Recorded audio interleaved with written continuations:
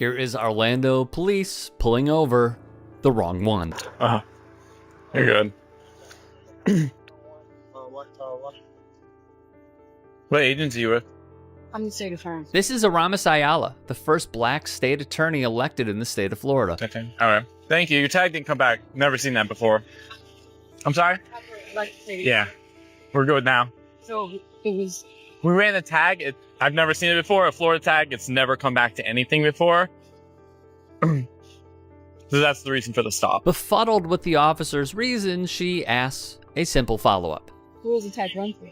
I'm sorry? What was the tag run for? Oh, we run tags all the time, whether it's the traffic lights and that sort of stuff. That's how we figure out if, cars are stolen and that sort of thing. Also, the windows were really dark. I don't have a tint measurer, but... You can see Ayala smirking, because she knows what's up. That's another reason for the stop. All right. Do you guys have cards on you? Yeah, 1 second, please. Actually, this isn't my... In a video that recently emerged, Orlando police can be seen pulling over Aramis Ayala, the first black state attorney elected in Florida. Ayala, clearly surprised and confused, questions the reason behind the traffic stop. The officer responds by mentioning that they ran the license plate as part of a routine procedure. Ayala firmly denies any violation of laws and asserts that her license plate and tinted windows are in full compliance with Florida law. Despite her explanation, the video has sparked outrage among some viewers who argue that the traffic stop was racially motivated, implying racial profiling is the reason behind it. This incident has gained significant national attention with news outlets covering the story. Furthermore, it became a part of an ongoing lawsuit involving Ayala and Governor Rick Scott. The lawsuit raises questions about the justification behind Governor Scott's decision to remove Ayala's office from 21 first-degree murder cases, including the trial of accused police killer Mark Heath Lloyd. Well, you kind of match the suspect in the description of what I'm looking for. What's your name? What's your name? Why? Yeah, you do. Yeah, you do. Okay, well, like I said, just come here. We're trying to figure this out, man. Working out? Serious? Do what? I'm working out. I'm doing a run. I just got a call for a family violence. Dude. What's your name, dude? I'm not giving you my name. I'm just here working out. Okay, if that's all it is, I Then just let need me to get your go. name. That's not, I need to know your I'm not name. giving you my name. I don't have to give you my name. The San Antonio Police Department pulled this on an innocent man. Okay, why are you acting like this, man? Because I'm working out and you're bothering me. I'm being bothered on a Because fucking you normal match the run. description of I don't somebody that care just what trusts your description. girl. I don't care what description. I just want to do my damn run. All I need to know is your name. Hey, damn, dude. What can you do a damn run? All I need to know is any kind of information you got. I don't have any information to give to you. I'm What's on your the name? run. What's your name then? You're not getting that information. Okay, well then you're gonna be detained right now, okay? Okay, for what? For being a suspect of family violence until I figure out who you are. Okay. I'm gonna put you in the back of my car, okay? Since you wanna act like No, that. I'm gonna be right here. No, you're not. You're going to the back of my I car want to until I sit get right this here. I figured out. didn't do anything. I want to sit right there in the grass. You're gonna go in the car. In another incident, a man is seen being detained by San Antonio Police Department officers. The man questions why he's being detained, to which officers respond that he matches the description of a suspect involved in a family violence case.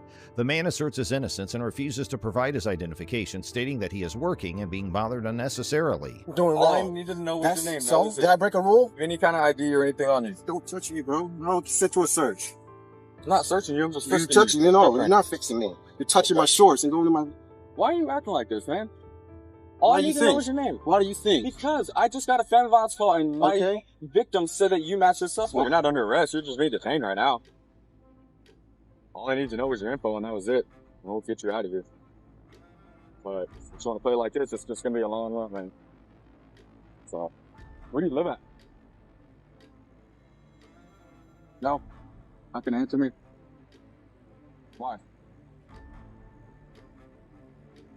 Why? The officers attempt to search the man, but he resists, insisting that they have no right to search him.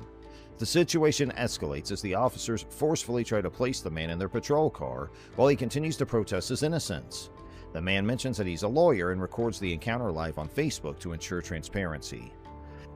Look, I'm a lawyer, man. I don't have to cooperate whatsoever with you. If you want to take me, please do. 1 second.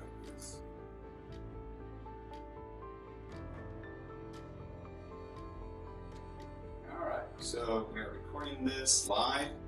I don't trust the cops whatsoever. Sorry, that's just my opinion. I'm not going to Provide you any information, sir. Okay. Ma'am, what's your name? Do not cooperate. I'm a lawyer. And I understand you have video of what happened earlier, sir? Yep, posted live on Facebook for everybody. What's the Facebook account it's posted on? I'm not providing you any information. And your birthday, ma'am? Do I have to give you You do not. Okay. You want your card back, ma'am? No. Okay. All right. You guys have a good day, okay? The person who was a witness came to the station and told them he didn't like what he saw and uploaded it online afterwards. The officers came back for his name and birthday, but he refused to give it to them. The man records the encounter live on Facebook and expresses his distrust of police. The conversation ends with the officers returning the man's identification card and allowing him to leave, while he asserts his rights and states that he does not trust the police. Now let's move to another video. Turn around, put your hands behind your back now! Okay. Now!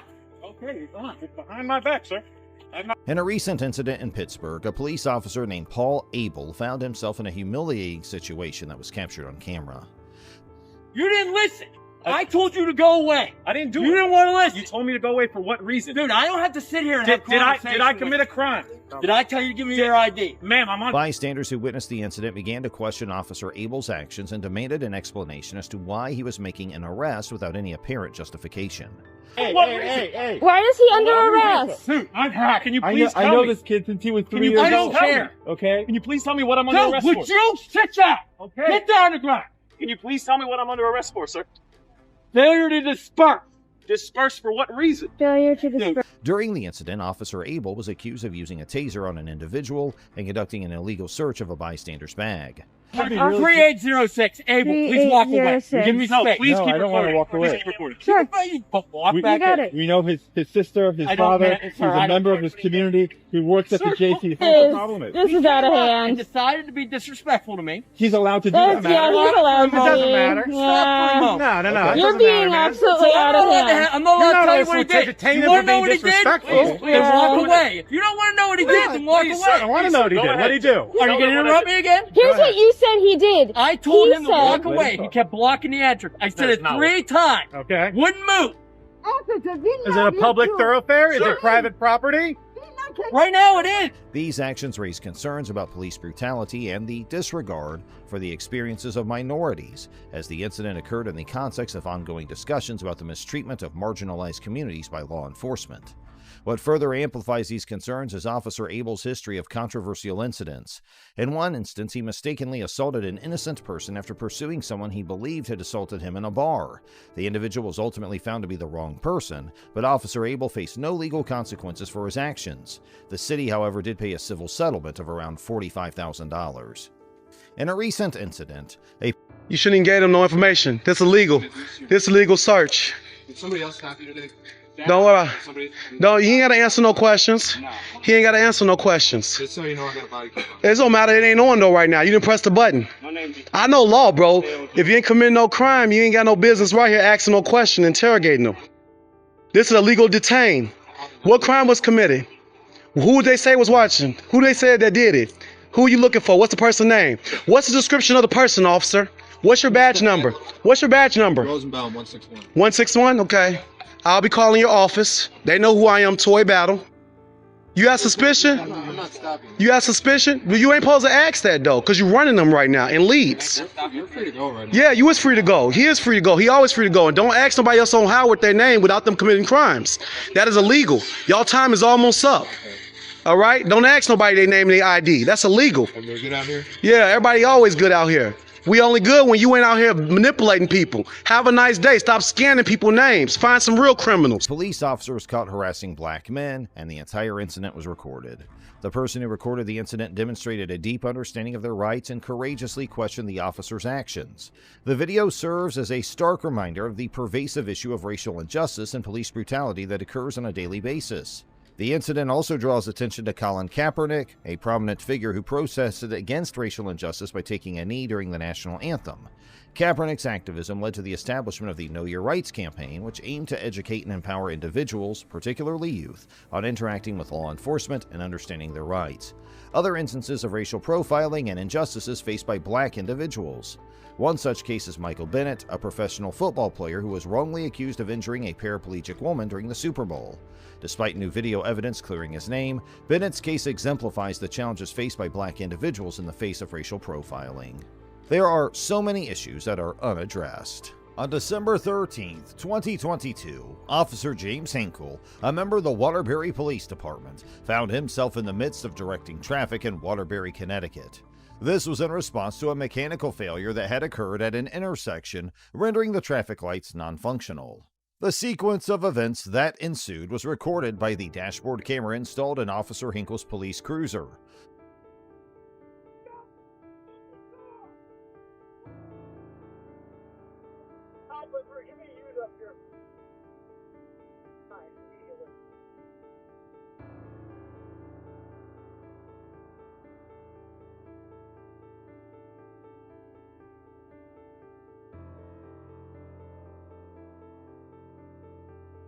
This footage will take precedence, followed by the recording from Officer Hinkle's body camera. Throughout the incident, Officer Hinkle persistently asserts that the driver was attempting to collide with him. However, upon reviewing the dash cam footage from his police cruiser, it becomes evident that he moved aggressively towards her vehicle as she passed by. Additionally, he can be heard telling her that she's fortunate not to be in handcuffs at that moment. Officer Hinkle proceeds to request another officer's assistance in completing a citation for 2 infractions: failure to comply with an officer's instructions and reckless driving, both falling under Section 14-223 of the Connecticut General Statutes. No! This means stop! This means stop! I didn't see that until I was already past. And then you still drove by me! I'm so sorry, sir. I didn't. License and registration now! Hold on. Sorry. Give me a second, okay? No, license and registration now! Okay. You almost ran over an officer standing in the middle of the street. I'm so sorry. I didn't realize what was going on. That was very confusing. It's a bright yellow jacket standing in the middle of the street. What don't you understand? All the other cars were going. No, they weren't. You were the only vehicle coming from that way. You almost ran me over in the middle of the street. This section delineates the offense as failing to halt when signaled or disregarding an officer's directives. It stipulates that if a motor vehicle operator fails to promptly come to a complete stop when the signal of a uniformed officer or an officer with a prominently displayed badge, or if they defy the officer's instructions pertaining to vehicle operation, they will be considered to have committed an infraction. Moreover, Officer Hinkle cites Section 14-222 of the Connecticut General Statutes, which outlines the specifics of the reckless driving offense. Subsequently, the driver received the citation but was permitted to depart from the scene. However, the charges were subsequently dismissed. This event prompted an internal affairs inquiry into Officer Hinkle's behavior, leading to his immediate placement on paid administrative leave on January 9, 2023. Following the investigation, it was determined that Officer Hinkle had breached departmental policies through his actions, conduct, and demeanor. Let's do a pickup. What is such an important factor that me standing in the middle of the street, Sir, stopping you, and you try to run me over? Sir, I swear. And then you looked at me, you waved at me, and then you kept going anyway. I swear I was not trying to run you over. I thought the cars were going. I'm telling you to stop in the middle of the street, and you wave at me and keep going.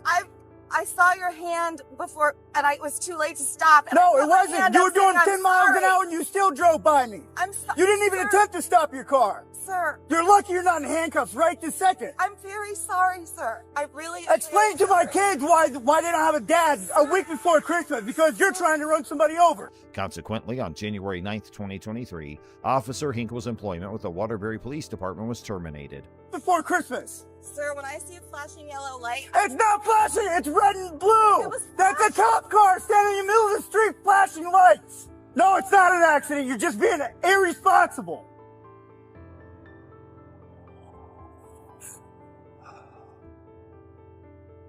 Street, and then waves at me and still tries to drive by me. Run her, please, and make sure she's valid. A week before Christmas, I almost get ran over. Alright. Yeah.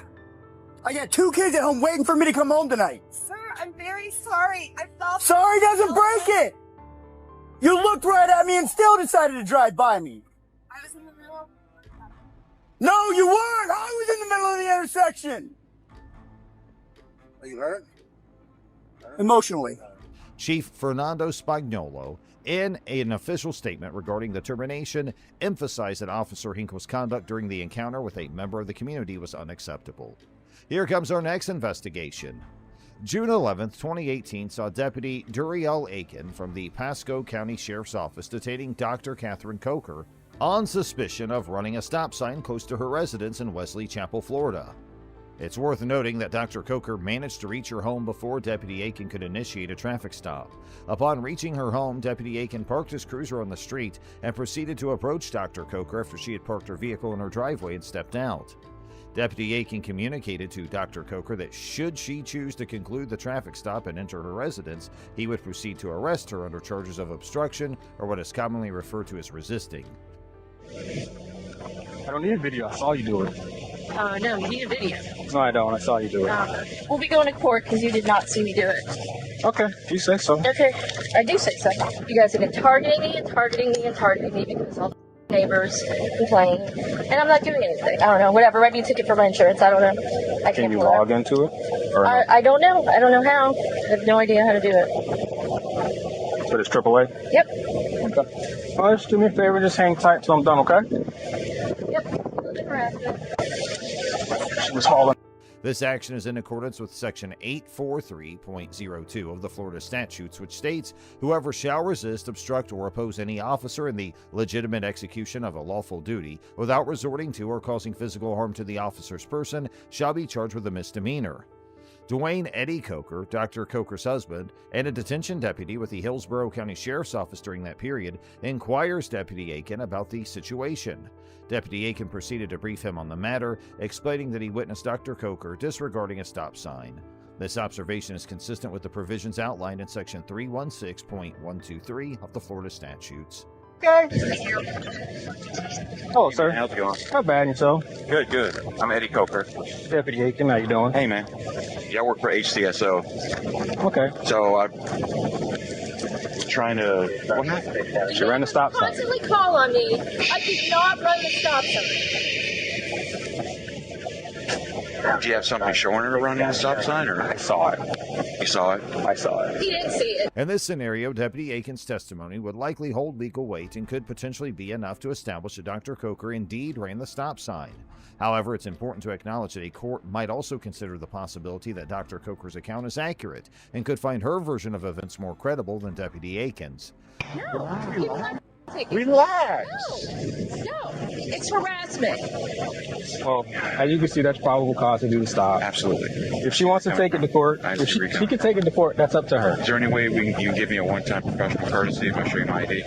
I have to. We've been getting complaints in Seven Oaks in general. Because of that, we're enforcing everything. Okay. Well, I'll be sure to let my agency know that if we stop one of you guys... Alternatively, a court might determine that there exists reasonable doubt regarding whether Dr. Coker actually ran the stop sign, especially if other testimonies or evidence presented during the court proceedings cast doubt on the incident. Ultimately, the court's decision would hinge on a careful examination of all available evidence and testimonies. Mr. Coker subtly implies that he holds the position of a deputy within the Hillsborough County Sheriff's Office, even though he is in fact a detention center deputy without law enforcement jurisdiction.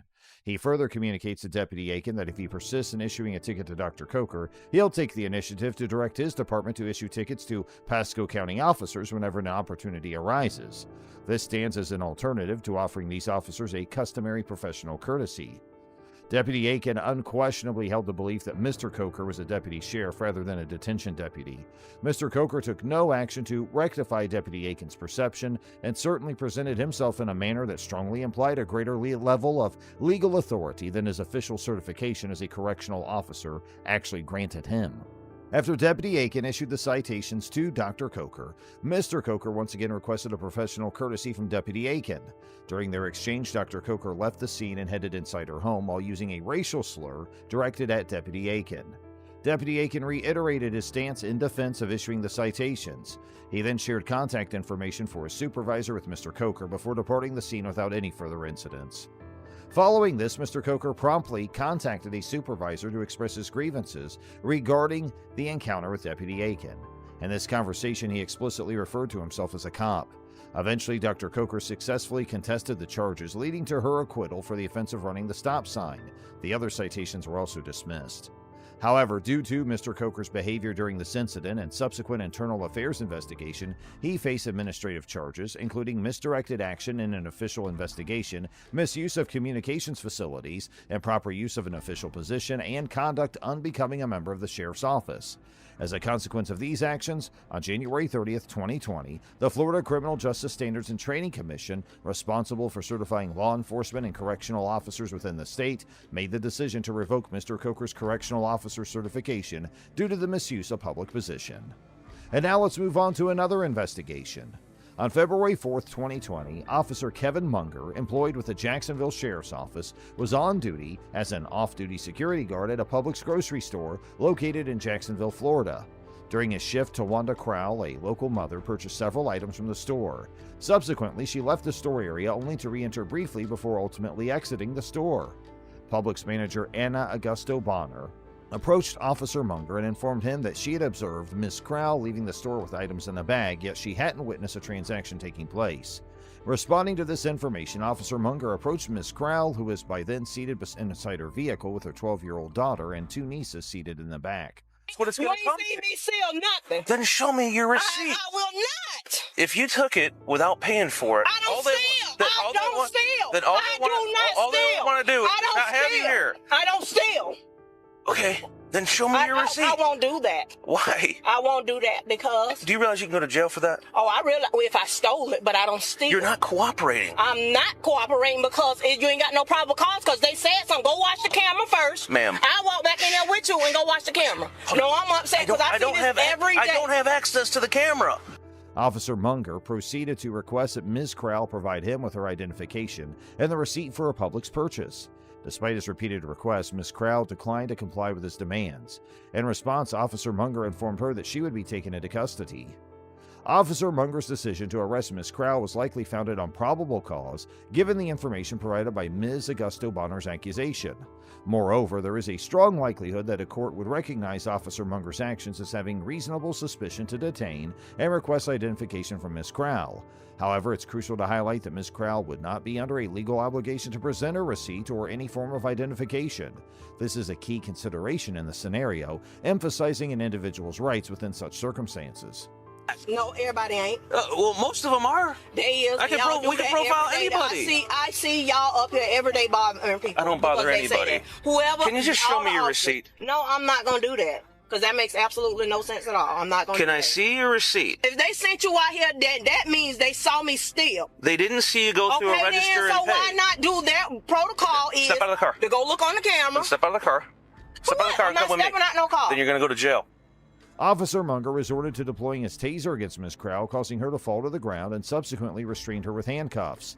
According to the Jacksonville Sheriff's Office Order 551, which outlines the department's guidelines for response to resistance, it stipulates that officers are authorized to use force at a level that is both reasonable and essential for making an arrest or safeguarding themselves or others from potential physical harm, resistance, or life-threatening situations. Lieutenant. Come on. No. You're going to go to jail. No, I'm not. You're no, going to go to jail. No, I'm yes, not. You are. No, I'm not. Then give me your receipt. I'm not giving you my receipt. Come on. No, I'm You're not. Going to jail. No, I'm not. You're going to jail. No, I'm not. You're going to jail. I'm not. No, I'm not. You are going to jail. No, I'm not. I'll tell you what I'll do. No, I'm not. You're going to jail. No, I'm not. Call your mama. Nevertheless, while certain actions by Ms. Crowell upon exiting the vehicle could be interpreted as potentially evasive, the body camera footage notably reveals that when Officer Munger deployed his taser, Ms. Crowell had been standing at a reasonable distance from him, with her hands positioned by her sides for a significant duration. This stance cannot be reasonably classified as active physical resistance. Furthermore, this situation would not have warranted a reasonable officer to believe that Ms. Crowell posed a threat of physical harm or intended to strike him. Turn around right now. What am I for? Turn around right now for not cooperating. Cooperating? Turn around. I didn't steal. Tasing you right now. I didn't steal nothing. Right. It is. Officer Munger consistently informs Ms. Crowell that she'll be taken into custody due to her refusal to present her identification and receipt. However, he fails to specify the exact offense for which she would be arrested. Given her protections under the 4th and 5th Amendments in this situation, it's important to note that although Ms. Crowell displayed uncooperative behavior, she was not under any legal obligation to furnish Officer Munger with her receipt or identification. Consequently, it's probable that a court would determine that her actions could not result in an obstruction conviction. Ms. Crowell was held in a police vehicle and offered assistance by Jacksonville Fire Rescue EMS to remove taser darts. However, she preferred going to the hospital for dart removal by a licensed physician due to one dart being lodged in a sensitive area. An off-duty officer watched her children until they were picked up. Officer Munger discovered her receipt in her vehicle after her arrest, as shown in camera footage.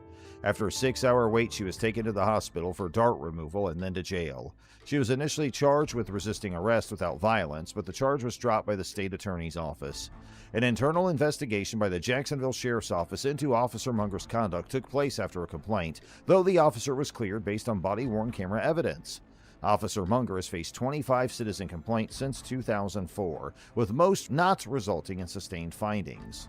The Sheriff's Office purges officer discipline records after 5 years. Ms. Krell filed a lawsuit against Publix in June 2020, which was dismissed with prejudice in December 2021 after an undisclosed settlement. Overall, Officer Munger's actions and Ms. Krell's case involve various legal and investigative proceedings.